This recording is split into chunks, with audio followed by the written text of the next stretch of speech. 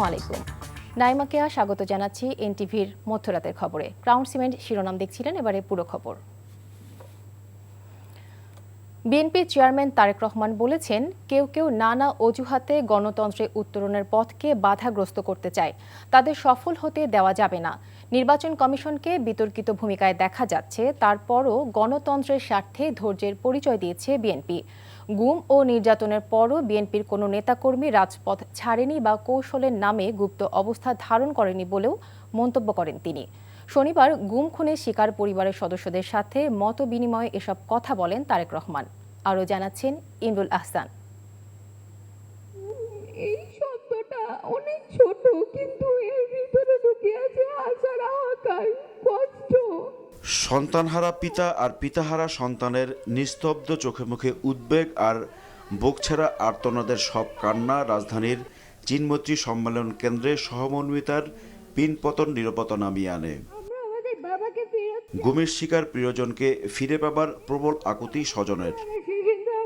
স্বজনহারাদের কষ্টের গল্প আর দীর্ঘশ্বাস বিএনপির চেয়ারম্যান তারেক রহমানকেও ভারাক্রান্ত করে তোলে। আওয়ামী লীগের ফেসিবাদী শাসন আমলে হাজারের বেশি বিএনপি নেতাকর্মী গুমের শিকার হয়। তাদের কেউ কেউ ফিরেছেন, তবে বেশিরভাগেরই এখনো কোনো খোঁজ মেলেনি।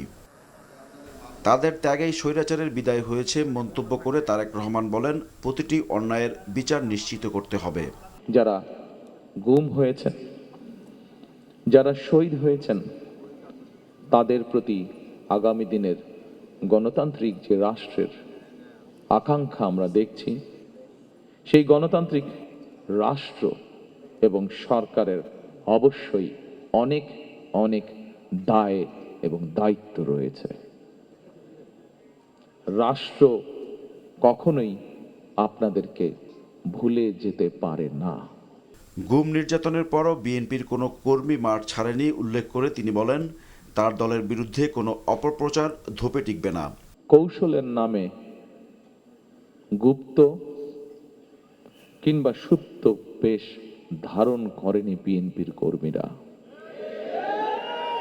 আমি বিশ্বাস করি, দৃঢ়ভাবে বিশ্বাস করি, যে দলের নেতাকর্মীরা অন্যায়ের বিরুদ্ধে এ ধরনের আপোষহীন ভূমিকা রাখতে পারে, সেই দলের বিরুদ্ধে ষড়যন্ত্র কিংবা অপপ্রচার চালিয়ে কেউ এই দলকে দমন করে রাখতে পারবে না, ইনশাআল্লাহ।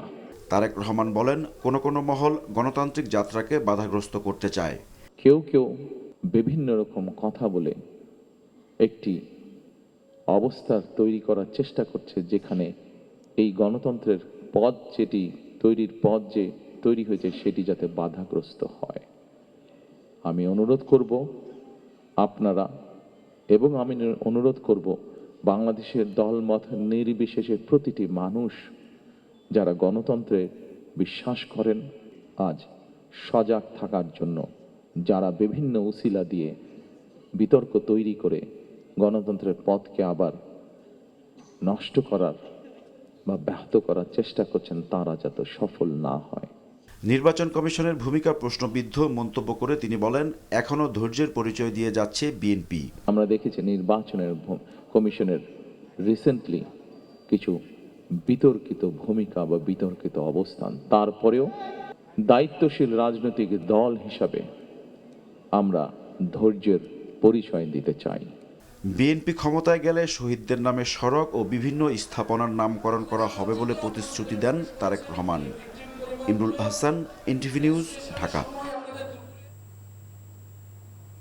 2024-এর 5 আগস্ট স্বৈরাচার আওয়ামী লীগ সরকারের দীর্ঘ অপশাসনের সমাপ্তি হলে দেশে উদয় হয় নতুন সূর্যের।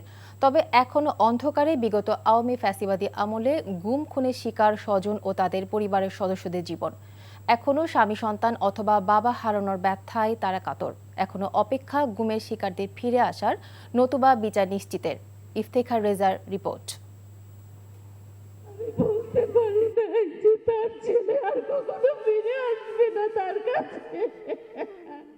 রাজধানীর চিনমৈত্রী সম্মেলন কেন্দ্রে আমরা বিএনপি পরিবার ও মায়ের ডাক আয়োজিত গুম খুনের শিকার পরিবারের স্বজনদের সাথে মতবিনিময় করেন বিএনপি চেয়ারম্যান তারেক রহমান।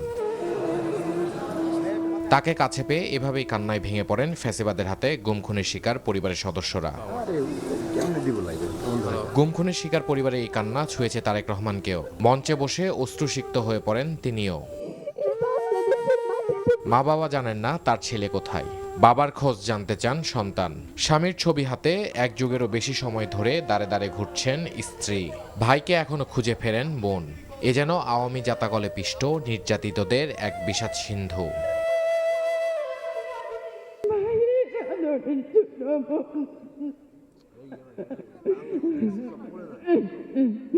ছোট থেকে একটাই স্বপ্ন যে আমি আমার বাবার সাথে স্কুলে যাব। আমি ওনার কাছে দাবি করবো আমার স্বামীর আসামিদের যেন ধরে সেইভাবে কষ্ট দিয়ে মারা হয়। প্রিয়জন হারানোর শূন্যতা আর ন্যায় বিচার না পাওয়ার ব্যথা নিয়ে গুমের শিকারদের স্বজনরা এখনো আশায় বুক বাঁধছেন। বলছেন দেশের মাটিতে অন্যায়ের বিচার দেখতে চান তারা। জুলাই যারা নিহত হয়েছেন তারা জুলাই শহীদ হিসাবে ইতিহাসে আছেন, কিন্তু 17 বছরে যে গুম খুন এবং নির্যাতনের শিকার হয়েছেন তাদের পরিচয়টা কি? তারা ইতিহাসের কোথায় থাকবেন? লড়াই এখনো শেষ হয়নি, আমরা এখনো বিচারের অপেক্ষায় এবং দ্রুত আমরা কোনো ধরনের বিচার দেখতে পাবো। এ সময় ভারতে দীর্ঘদিন গুম থাকা বিএনপির স্থায়ী কমিটির সদস্য সালাউদ্দিন আহমদ সমসাময়িক বিষয় নিয়ে কথা বলেন। অভিযোগ করেন একটি দল নির্বাচন থেকে সরে দাঁড়ানোর কৌশল খুঁজছে। আমরা রক্ত সিঁড়ি মাড়িয়ে আজকে এখানে উপনীত হয়েছি। সুতরাং মনে রাখতে হবে, যারা গণতন্ত্রের এই উত্তরণের পথকে কণ্ঠকাকীর্ণ করতে চায় তাদেরকে মনে রাখতে হবে আমরা গণতন্ত্রে ফিরবো ইনশাআল্লাহ। কোনো রকমের সুযোগ আপনাদেরকে দেব না। তবে এটা আমাদের ভদ্রতা নয়, নম্রতা নয়, এটা আমরা হুঁশিয়ার করে দিতে চাই, কোনো রকমের ষড়যন্ত্র আপনারা করবেন না। এ সময় নির্বাচন নিয়ে কোনো ষড়যন্ত্র মানবে না বিএনপি, এমন হুঁশিয়ারি দেন তিনি। Iftekhar Reza, NTV news, Dhaka. শুধু ইসলামী আন্দোলনের জন্যই নয়, সব রাজনৈতিক দলের জন্য জামায়াতের জোটের দ্বার উন্মুক্ত রয়েছে বলে জানিয়েছেন দলটির সহকারী জেনারেল এহসানুল মাহবুব জুবায়ের। বলেন, ফাঁকা 47টি আসনের বিষয়ে সিদ্ধান্ত নেওয়া হবে। আর খেলাফত মজলিসের আমির মাওলানা মামুনুল হক বলেন, ইসলামী আন্দোলনকে জোটে ফেরানোর আর কোনো সুযোগ নেই, তবুও চলার পথে ঐক্যের দুয়ার খোলা থাকবে। শনিবার বিকেলে মগবাজারে জামায়াতের কেন্দ্রীয় কার্যালয়ে জোট ও নির্বাচনের সার্বিক বিষয় নিয়ে নির্বাহী পরিষদের জরুরি বৈঠক শেষে তারা এসব কথা জানান। আবির আহমেদের রিপোর্ট। নির্বাচনকে সামনে রেখে আসন ভাগাভাগি, নির্বাচনী প্রচার প্রচারণার কর্মসূচি, নির্বাচন পরিচালনায় নীতিকৌশল ও আইন শৃঙ্খলা পরিস্থিতি সহ নানা বিষয় নিয়ে শনিবার বিকেলে রাজধানীর মগবাজারে দলের কেন্দ্রীয় কার্যালয়ে নির্বাহী কমিটির সদস্যদের নিয়ে বৈঠক করে বাংলাদেশ জামাত ইসলামী। বৈঠক চলাকালীন সাংবাদিকদের সাথে মতবিনিময় করেন দলটির সহকারী সেক্রেটারি জেনারেল। ইসলামী আন্দোলনকে পুনরায় জোটে নেওয়া হবে কিনা তার জবাব দেন তিনি।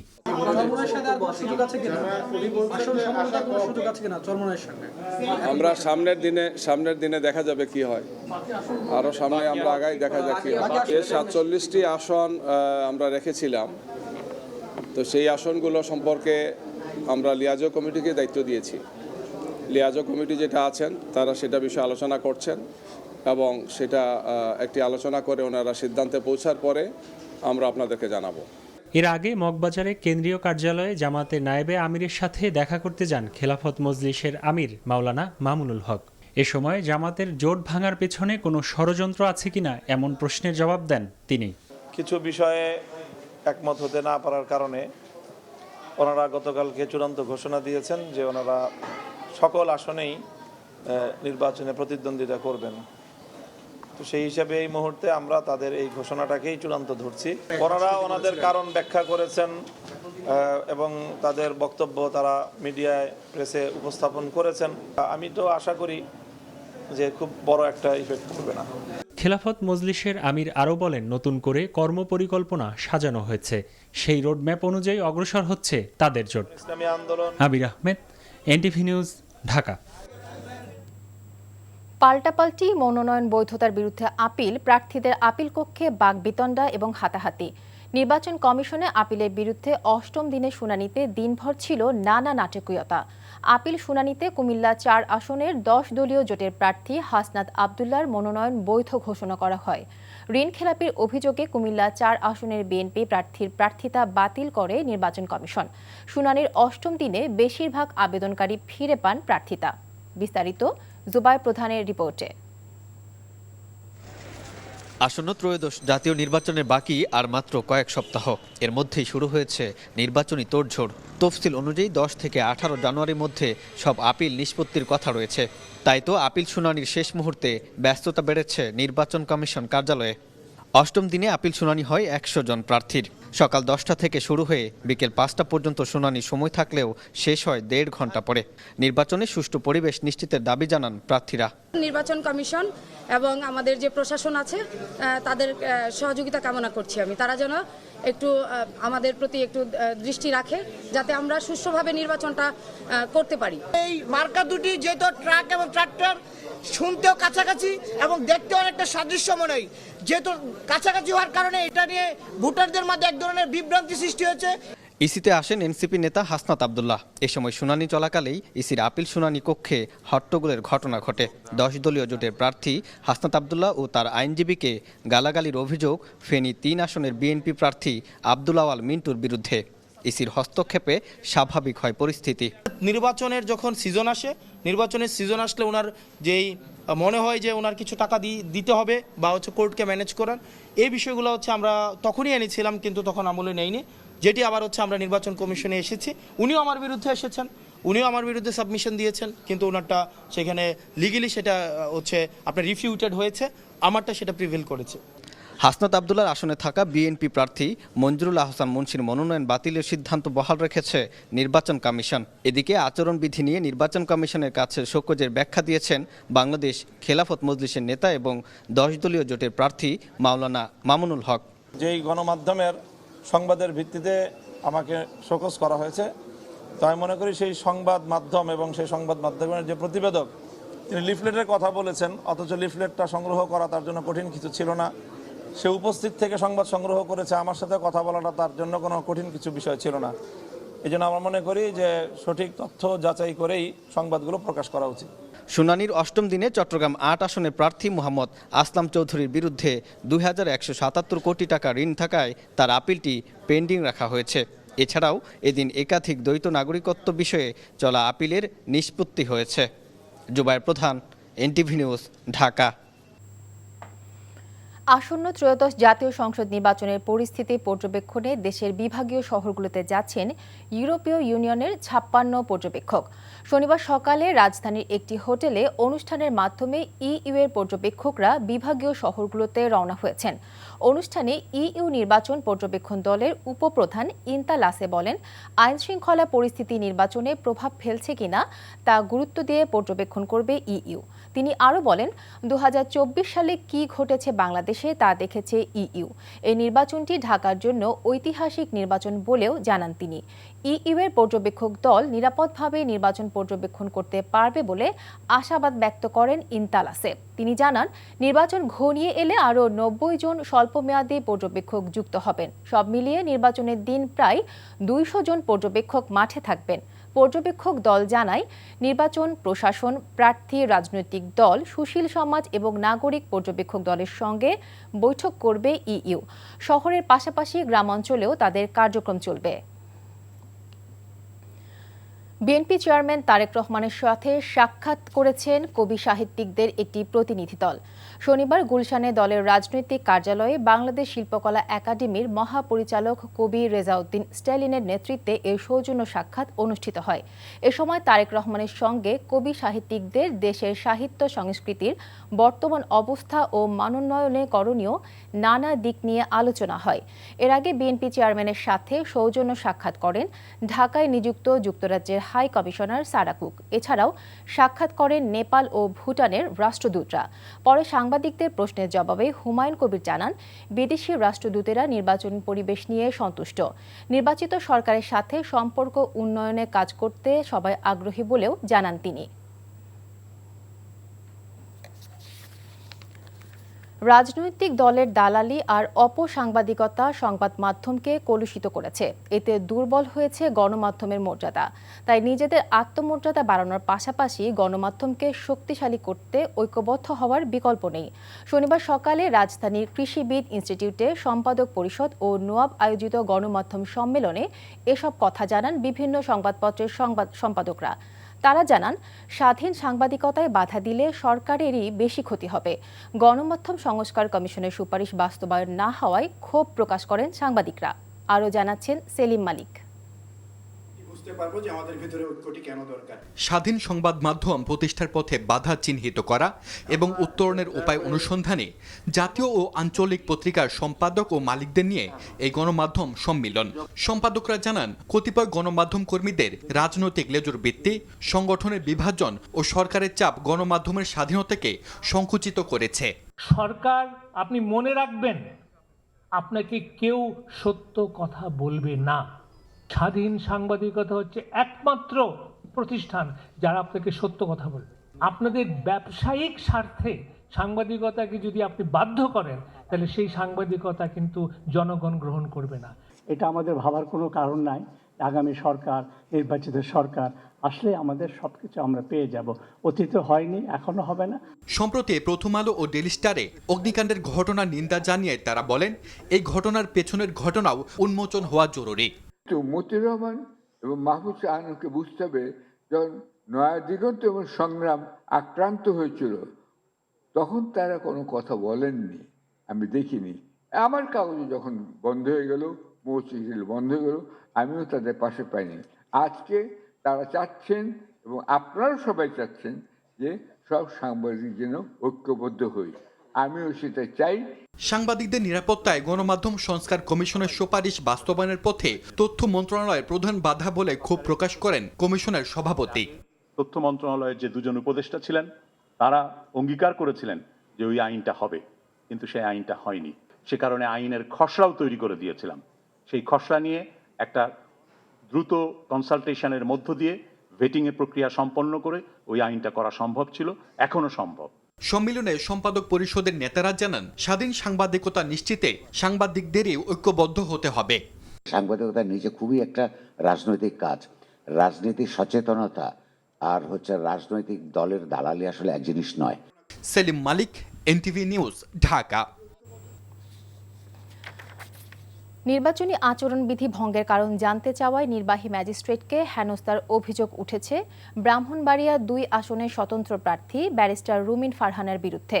শনিবার বিকেলে সরাইল উপজেলার নোয়াগাঁও ইউনিয়নের ইসলামাবাদ এলাকায় এ ঘটনা ঘটে। বিষয়টি সামাজিক যোগাযোগ মাধ্যমে ভাইরাল হয়েছে। ভিডিও ফুটেজে দেখা যায়, নির্বাহী ম্যাজিস্ট্রেট শাহরিয়া হাসান খান নির্বাচনী আচরণবিধি ভঙ্গের বিষয়টি নিয়ে আলোচনা করতে গেলে রুমিন ফারহানা ক্ষুব্ধ হয়ে যান। তিনি ওই ম্যাজিস্ট্রেটকে শেষবারের মতো সতর্ক করে দিয়ে চলে যেতে বলেন।